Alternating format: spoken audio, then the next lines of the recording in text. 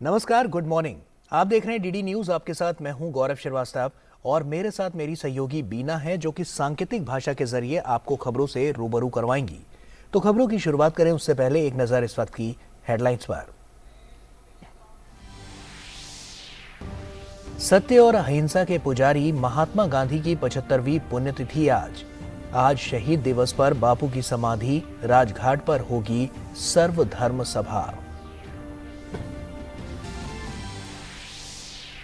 संसद के बजट सत्र से पहले आज सरकार ने बुलाई सर्वदलीय बैठक। कल से शुरू होगा बजट सत्र, 1 फरवरी को पेश होगा आम बजट।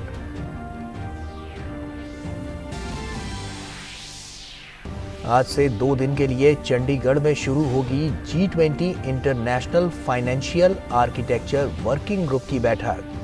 वैश्विक वित्तीय बुनियादी ढांचे की स्थिरता और सामंजस्य को बेहतर बनाने और 21वीं सदी की वैश्विक चुनौतियों से निपटने पर होगी चर्चा। संयुक्त राष्ट्र महासभा के अध्यक्ष साबा कोरोसी 3 दिवसीय भारत यात्रा पर। नीति आयोग और भारत की G20 प्रेसिडेंसी टीम के साथ वैश्विक मुद्दों पर होगी बातचीत। लखनऊ T20 में भारत ने न्यूजीलैंड को 6 विकेट से दी मात। 1-1 की बराबरी पर सीरीज। अहमदाबाद में 1 फरवरी को होगा आखिरी मैच।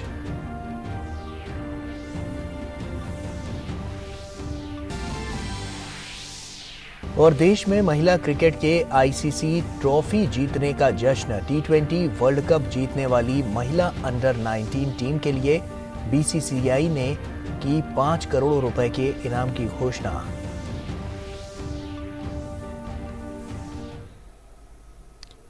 और आइए अब खबरों की शुरुआत करते हैं। राष्ट्रपिता महात्मा गांधी की आज 75वीं पुण्यतिथि है। आज ही के दिन 30 जनवरी 1948 को नाथूराम गोडसे ने गांधी जी को गोली मारकर उनकी हत्या कर दी थी। उनकी पुण्यतिथि को हर साल शहीद दिवस के तौर पर मनाया जाता है। महात्मा गांधी की 75वीं पुण्यतिथि के अवसर पर बापू की समाधि राजघाट पर सर्वधर्म प्रार्थना का आयोजन किया जाएगा। भारत के स्वतंत्रता संग्राम के प्रमुख नायक रहे गांधी जी ने पूरी दुनिया को अहिंसा की शक्ति से परिचय कराया। अहिंसा परमो धर्मा का उनका संदेश पूरी दुनिया में मशहूर है।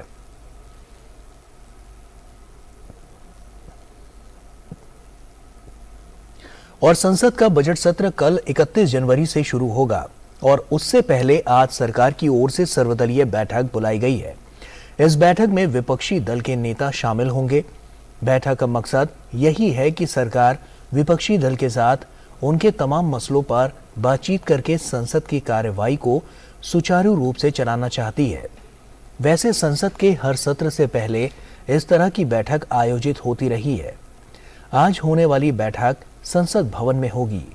कल का दिन भी बेहद अहम है, जब सरकार की ओर से संसद में आर्थिक सर्वे की रिपोर्ट पेश की जाएगी।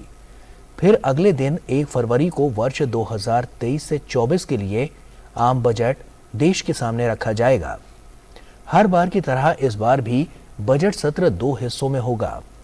बजट सत्र का पहला चरण 31 जनवरी से 13 फरवरी तक चलेगा और दूसरा चरण 13 मार्च से शुरू होकर 6 अप्रैल तक चलेगा। बजट सत्र के दौरान 27 बैठकें होंगी।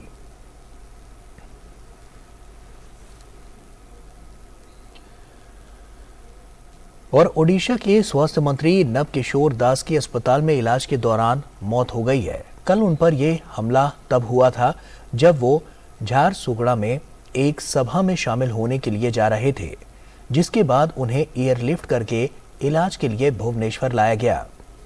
एक ASI ने उन पर यह हमला किया था। नवकिशोर दास पर हुए हमले की जांच क्राइम ब्रांच को सौंपी गई है। प्रधानमंत्री नरेंद्र मोदी ने उनके निधन पर शोक जताया है। वहीं ओडिशा के मुख्यमंत्री नवीन पटनायक ने कहा कि नवदास सरकार और पार्टी दोनों के लिए एक संपत्ति थे। उनका निधन ओडिशा राज्य के लिए एक बड़ी क्षति है। नवदास ने स्वास्थ्य मंत्री रहते हुए जनहित में कई योजनाएं शुरू की।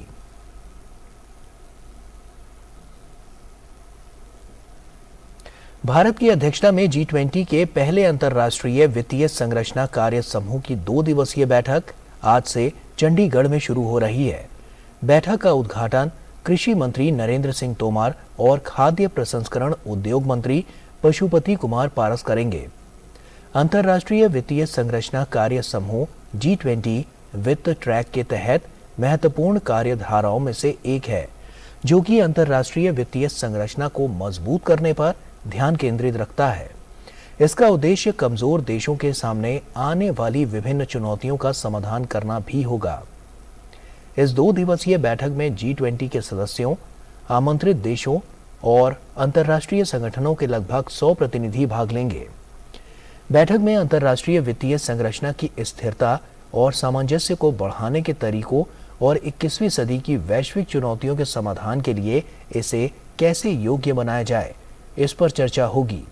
इसके साथ ही गरीब और कमजोर देशों को अधिकतम सहायता प्रदान करने के तरीके ढूंढने पर भी ध्यान दिया जाएगा। भारत यात्रा पर आए संयुक्त राष्ट्र महासभा के 77वें सत्र के अध्यक्ष साबा कुरैशी आज नई दिल्ली में विदेश मंत्री एस जयशंकर से मुलाकात करेंगे। इस दौरान दोनों नेता प्रमुख बहुपक्षीय और क्षेत्रीय मुद्दों पर चर्चा करेंगे। कुरैशी आज शहीद दिवस के अवसर पर राजघाट जाकर महात्मा गांधी की समाधि पर पुष्पांजलि भी अर्पित करेंगे। सितंबर 2022 में संयुक्त राष्ट्र महासभा की अध्यक्षता संभालने के बाद कुरैशी की किसी देश की ये पहली द्विपक्षीय यात्रा है। और आइए अब देखते हैं डीडी प्रीमियर्स में क्या कुछ खास है।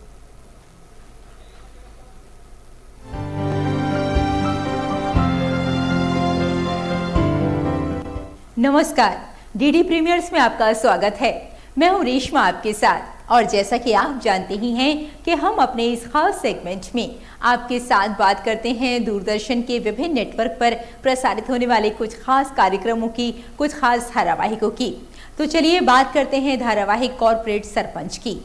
आज के इस धारावाहिक में आप देखेंगे कि उदय कीर्ति से अपने प्यार का इजहार करता है और उधर घर में एक बहुत बड़ी समस्या खड़ी हो जाती है। उदय ने अपने दिल की बात कह दी कीर्ति से। कीर्ति, हाँ, तुम मुझे बहुत अच्छी लगती हो। शायद मोहब्बत में नजरें बोलती हैं और जुबान होती है खामोश। कीर्ति, कुछ तो बोलो। फिर वक्त आया इजहार मोहब्बत का। वो उदय, मैं कीर्ति। लेकिन कीर्ति की जिंदगी में एक और तूफान आना बाकी था। कौन सी है ये समस्या, ये जानने के लिए देखिए कॉर्पोरेट सरपंच, सोमवार से शुक्रवार रात 8:30 बजे सिर्फ डीडी नेशनल पर। और बाल कृष्ण में आप देखेंगे कि कंस के बिछाए जाल से गोकुलवासी बहुत ज्यादा भय में आ जाते हैं और उधर सरपंच का महायज्ञ भंग हो जाता है और सब इसका दोष बाल कृष्ण को देते हैं। बड़े गर्व से कहा था तुमने कि संपूर्ण गोकुल को नष्ट कर दोगे, उस कृष्णा को मार दोगे। क्या हुआ? देख रही अपना सामर्थ्य। तुमने मुझे वचन दिया है, वचनबद्ध हो तुम दोनों। क्या हो गया?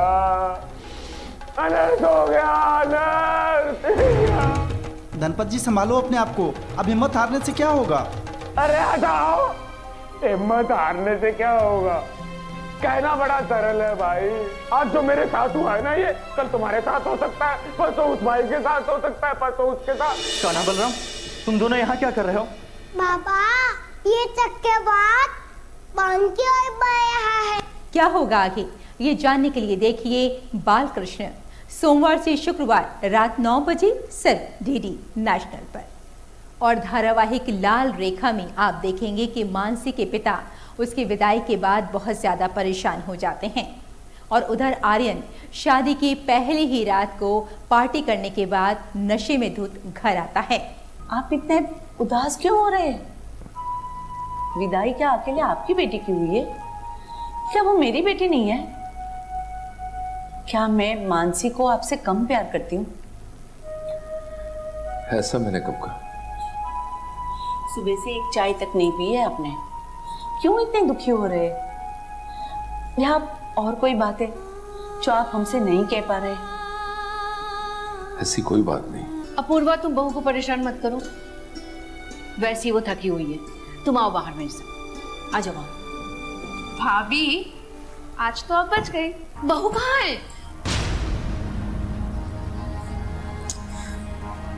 मुझे क्या पता। अरे ऐसे कैसे नहीं पता, मैंने पूरे घर पे भी देख लिया, वो नहीं दिख रही है। तो क्या होगा आगे, ये जानने के लिए देखिए लाल रेखा, सोमवार से शुक्रवार रात 9:30 बजे सिर्फ डीडी नेशनल पर। तो आप उठाइए इन खास धारावाहिकों का आनंद और हमें यही अनुमति दीजिए। नमस्कार।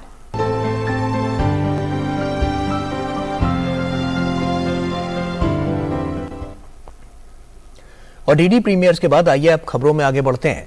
भारत में खेलों को नई ऊंचाई देने वाला खेल महाकुंभ खेलो इंडिया यूथ गेम्स 2022 की शुरुआत आज से होने जा रही है। कार्यक्रम का उद्घाटन मध्य प्रदेश में एक रंगारंग कार्यक्रम के दौरान होगा। खेलो इंडिया यूथ गेम्स का ये 5वां संस्करण है।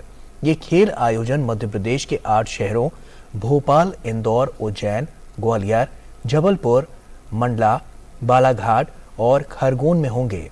वहीं इस संस्करण में वाटर स्पोर्ट्स और तलवारबाजी को पहली बार शामिल किया गया है।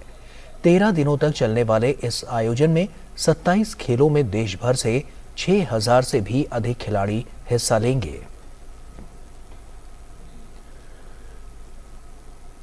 और न्यूजीलैंड के खिलाफ खेले जा रहे 3 T20 मैचों की सीरीज के दूसरे मुकाबले को भारत ने अपने नाम कर लिया है। रविवार को खेले गए एक रोमांचक मुकाबले में भारत ने न्यूजीलैंड को 6 विकेट से हराया। टॉस जीतकर पहले बल्लेबाजी करते हुए न्यूजीलैंड ने 20 ओवर में 8 विकेट गंवाकर 99 रन बनाए थे। न्यूजीलैंड की ओर से कप्तान मिचेल सैंटनर ने सबसे ज्यादा नाबाद 19 रन बनाए। वहीं माइकल ब्रेसवेल और मार्क चैपमैन ने 14-14 रनों की पारी खेली। भारत की ओर से अर्शदीप सिंह ने सबसे ज्यादा 2 विकेट चटकाए। जवाब में टीम इंडिया ने एक गेंद शेष रहते 4 विकेट गंवाकर लक्ष्य हासिल कर लिया। सूर्य कुमार यादव ने सबसे ज्यादा नाबाद 26 रन बनाए। वहीं ईशान किशन ने 19 रनों की पारी खेली। इस जीत के साथ 3 मैचों की T20 सीरीज फिलहाल 1-1 से बराबर हो गई है। दोनों टीमों के बीच सीरीज का तीसरा मुकाबला 1 फरवरी को अहमदाबाद में खेला जाएगा। पहली बार आयोजित महिला अंडर 19 T20 विश्व कप को भारत ने अपने नाम करते हुए इतिहास रच दिया है। इस जीत पर BCCI ने पूरी टीम और सपोर्ट स्टाफ को 5 करोड़ रुपए की इनामी राशि देने की घोषणा की है। भारतीय महिला टीम ने इंग्लैंड के खिलाफ खेले गए फाइनल मुकाबले को 7 विकेट से अपने नाम कर लिया। इंग्लैंड ने पहले बल्लेबाजी करते हुए भारत के सामने 69 रनों का लक्ष्य रखा था, जिसे टीम इंडिया ने 3 विकेट खोकर इसे हासिल कर लिया। भारत के लिए सौम्या तिवारी और जीत ऋषा ने 24-24 रनों की पारी खेली। पुरुष हॉकी विश्व कप का इस साल का खिताब जर्मनी ने अपने नाम कर लिया है। बेल्जियम के खिलाफ कल खेले गए रोमांचक खिताबी मुकाबले को जर्मनी ने 5-4 से अपने नाम किया। दोनों टीमों के बीच खेले गए फाइनल मैच में आखिरी तक स्कोर 3-3 की बराबरी पर रहा। इसके बाद शूटआउट में पहुंचे मुकाबले को जर्मनी ने 5-4 से अपने नाम कर लिया। ये तीसरी बार है जब जर्मनी ने हॉकी विश्व कप का खिताब अपने नाम किया है। इससे पहले जर्मनी साल 2002 और 2006 में चैंपियन बनी थी। वहीं तीसरे और चौथे स्थान के लिए ऑस्ट्रेलिया के खिलाफ खेले गए मुकाबले को नीदरलैंड ने 3-1 से अपने नाम कर लिया।